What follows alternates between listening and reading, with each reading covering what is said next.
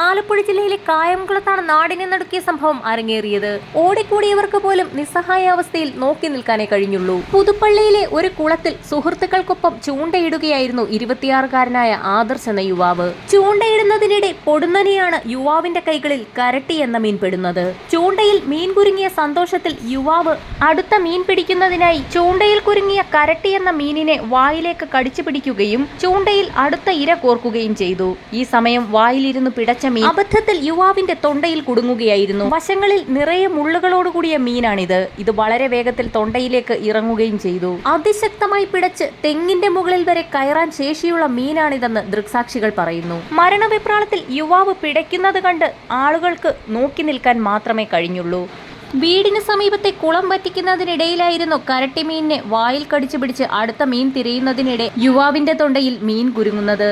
മീൻപിടുത്തത്തിനിറങ്ങുന്നവർ ഇങ്ങനെയുള്ള കാര്യങ്ങൾ സ്ഥിരമായി ചെയ്യാറുണ്ടെന്ന് നാട്ടുകാരിൽ ചിലർ വ്യക്തമാക്കി. എന്നാൽ ഇത്രയും അപകടകരമായ മീൻപിടുത്ത രീതി പൊതുജനങ്ങൾ ആവർത്തിച്ചാൽ അത് വലിയ ദുരന്തത്തിൽ തന്നെ കലാശിക്കുമെന്നും ജില്ലാ ഭരണകൂടം വ്യക്തമാക്കി. സംഭവം നടന്ന ഉടൻ തന്നെ യുവാവിനെ ഓച്ചിറയിലെ സ്വകാര്യ ആശുപത്രിയിൽ എത്തിച്ചെങ്കിലും രാത്രിയോടെ മരിച്ചു. മൃതദേഹം കായംകുളം താലൂക്ക് ആശുപത്രിയിലേക്ക് മാറ്റി.